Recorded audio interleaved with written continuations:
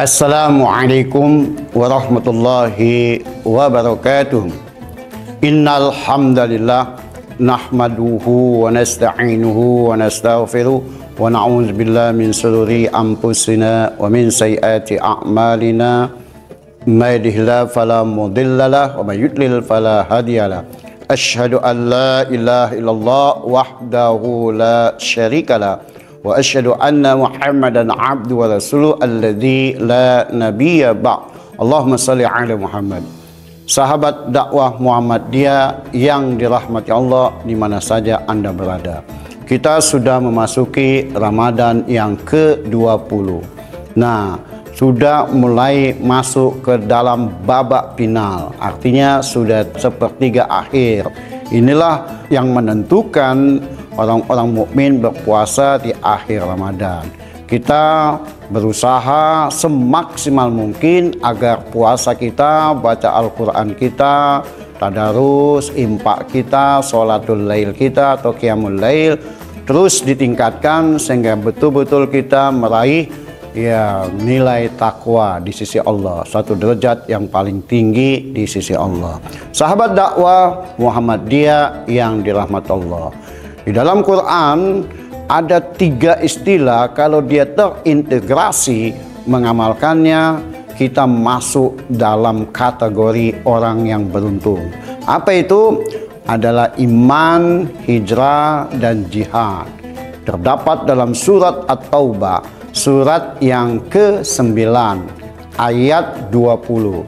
Allah berfirman, alladzina amanu wa hajaru wa jahadu fi sabilillahi bi amwalihim a'zamu darajatan indallah wa ulaika humul faizun. Ini terdapat dalam surat At-Taubah, surat yang ke-9 ayat 20. Dalam ayat ini jelas bahwa ada 3 istilah digunakan dalam Al-Quran. Yang pertama iman, yang kedua hijrah, yang ketiga adalah jihad. Allah berfirman dalam surat At-Taubah surat ke-9 ayat 20, orang-orang yang beriman dan orang-orang yang berhijrah serta orang-orang yang berjihad di jalan Allah dengan harta mereka, maka orang ini akan mendapat derajat yang tinggi di sisi Allah, dan merekalah dalam kategori atau golongan orang-orang yang beruntung. Al-faizun artinya orang-orang beruntung. Nah, dengan demikian bahwa kita dapat menarik satu nilai, kalau kita ingin jadi orang yang beruntung di dunia bahkan sampai alam akhirat, maka kita kerjakanlah 3 hal tadi. Kita harus memiliki iman yang mantap, kita hijrah dalam aktivitas kita selama di dunia. Hijrah itu artinya kita merubah dari perbuatan yang tidak baik kepada yang baik, dari yang baik kepada yang lebih baik kepada yang terbaik. Inilah hijrah. Jadi kita bisa merubah diri kepada arah yang terbaik. Baru yang ketiga, jihad di jalan Allah. Kenapa Allah selalu mengutamakan bi amwalihim baru bi ampusihim? Kenapa? Karena harta itu lebih sulit untuk mengeluarkannya ketimbang kita berkorban jiwa. Berkorban jiwa itu termasuk pikiran, itu mudah. Kalau kita meminta satu kepada seseorang, pandangannya itu satu malam bisa dia berikan, ya kan? Tetapi kalau kita minta uangnya, ini agak sulit. Dia akan berpikir, dia akan mempertimbangkan berbagai hal. Tapi kalau pandangan pikirannya mungkin mudah kita dapatkan.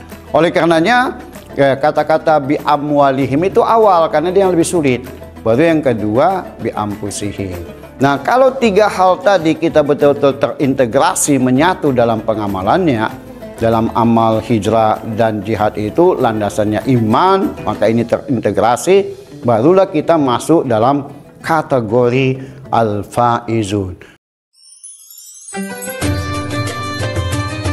Assalamualaikum warahmatullahi wabarakatuh. Faruqi Farm akan menjadi sahabat para pekurban dengan menyediakan sapi dan lembu yang insya Allah sehat, halal dan thayyib.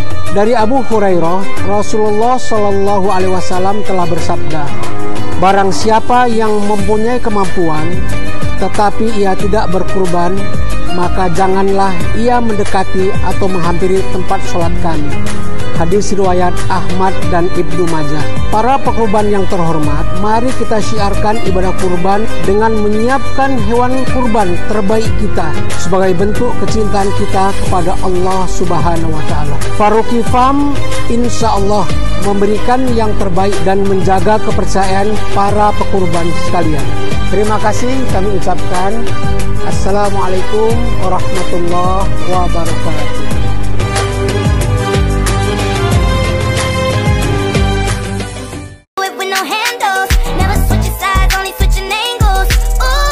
Ini dia nih, camilan favorit banyak orang saat sedang bersantai. Keripik. Wajar saja sih, selain rasanya enak dan suara kriuknya bikin nagih. Kandungan garam dalam keripik ternyata bisa memicu hormon dopamin. Itu loh, hormon yang mengendalikan perasaan bahagia di otak kita. Dijamin bikin waktu bersantai terasa makin menyenangkan deh.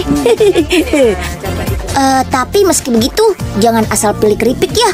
Pastikan membeli keripik yang kaya nutrisi. Sahabat dakwah Muhammadiyah di mana saja Anda berada yang dirahmati Allah, kita pun harus paham bahwa nanti di alam akhirat, di jannah atau di surga, itu adalah golongan para faizun, orang-orang para pemenang, para orang-orang yang beruntung. Jadi faizun itu bisa artinya pemenang, bisa artinya beruntung. Jadi kalau kita bukan orang yang beruntung, kita bukan orang pemenang atau asik kalah saja, tidak bisa atau tidak mungkin masuk surga. Kok demikian? Itu Al-Quran sendiri yang mengatakan.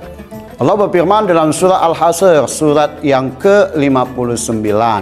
Ayatnya sama seperti ayat At-Taubah tadi, ayat 20.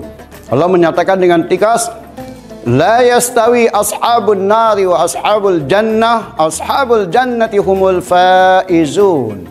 Tidaklah sama penghuni surga dan penghuni neraka. Penghuni surga itu adalah golongan orang-orang pemenang, golongan orang-orang yang beruntung. Dengan demikian, hanya orang-orang beruntunglah, hanya orang-orang pemenanglah yang masuk surga. Lalu pertanyaannya, beruntung dan pemenang dari hal apa? Minimal dia menang dari godaan setan. Inilah yang perlu diperhatikan. Jadi kalau kita tidak jadi pemenang dari godaan setan, sudah dapat dipastikan kita akan melalui neraka dulu. Kendati pun orang Islam sudah dapat dipastikan masuk surga, tapi melalui neraka digodok dulu. Kenapa? Karena kita pernah kalah. Kalah sama siapa? Kalah sama setan. Nah, kesalahan-kesalahan itulah digodok dulu di neraka, baru masuk surga. Kalau bisa kita langsunglah masuk surga. Jangan masuk neraka, jangan transit dulu ke neraka. Jangan, kalau bisa langsung, itu lebih baik. Sahabat dakwah Muhammadiyah yang dirahmati Allah di mana saja Anda berada, maka dalam kehidupan ini, apalagi ini pada bulan Ramadan, kita mestilah integrasikan iman yang mantap. Iman yang mantap sudah berkali-kali ya dikemukakan oleh berbagai media, para ulama, para ustadz, bahwa iman yang mantap, bahkan Quran sendiri ya ditegaskan dalam surat Al-Anfal, surat yang ke-8 ayat 2-4. Itulah iman yang mantap. Apa itu iman yang mantap? Iman yang mantap kalau disebut nama Allah bergetar. Innamal mu'minuna alladzina idza dzikrallahu wajilat qulubuhum wa idza tuliyat 'alaihim ayatuhu zadatuhum imana wa 'ala rabbihim yatawakkalun.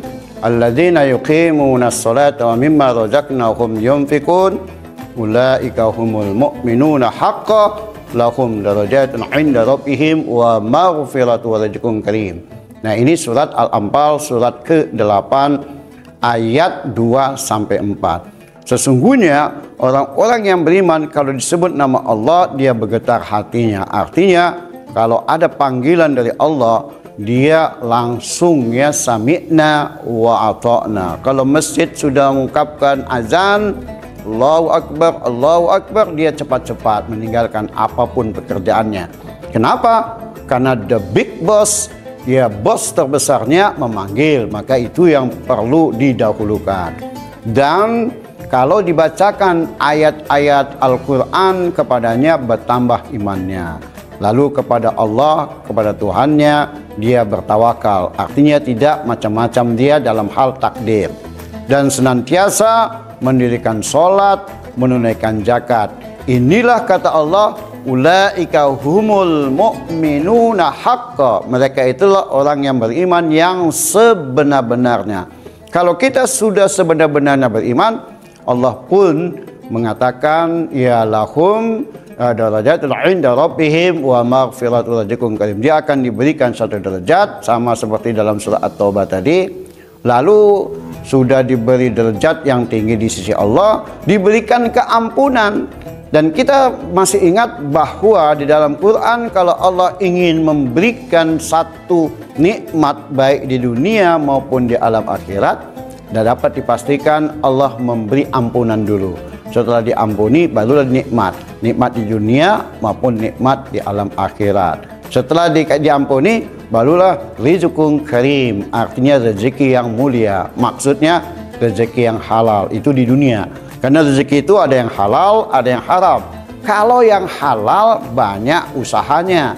Usahanya apa? Tadi termasuk hijrah, jihad, sholat, ya zakat, doa, umroh, haji, ya salawat, zikir, baca Quran dan sebagainya. Tapi kalau rezeki yang haram cukup satu saja. Jadi nggak usah iri kepada orang yang rezeki haram banyak sekali rezekinya. Karena orang yang dapat rezeki yang haram satu saja usahanya. Apa usahanya? Allah firman dalam surat ya Az-Zukhruf, surat yang ke-43 ayat 36. Wa may ya'shu an dzikri rahman nuqayyid lahu syaitana fa huwa lahu qarin. Barang siapa berpaling dari ajaran Al-Qur'an, tentu di dalamnya as-sunnah, maka kami jadikan baginya setan dan setan itu menjadi kawannya. Jadi satu aja syaratnya. Kalau kita mau rezeki yang haram, kawan dengan setan. Dah, titik. Jadi kalau kita ya rezeki kita mau banyak sekali tapi kategori haram, ya kawan sama setan. Jadi kalau para koruptor, para bandit-bandit mafia banyak uangnya, mobilnya Lamborghini, ada Lexus, minimal Alphard, itu karena ya rezekinya yang haram ya mudah saja karena kawannya setan. Kalau di Indonesia dikenal dengan ada mak lampir, nih pelet, ya kan, ada gondorwo, kuntilanak, ada tuyul. Nah kita harusnya nggak usah yang seperti itu. Kita cukup patawakal Allah. Tawakal kita hanya kepada Allah, bukan kepada makhluk-makhluk yang tidak jelas. Inilah barangkali yang dapat ya kita ambil dalam ayat surat At-Taubah, surat yang ke-9 ayat 20, agar kita menjadi orang yang beruntung, yakni iman yang mantap, lalu berhijrah, lalu berjihad di jalan Allah dengan harta dan diri kita. Nasrum minallah wa fathun qarib wa basyiril mu'minin fasdabiqul khairat billahi taufiq wal hidayah. Assalamualaikum warahmatullahi wabarakatuh.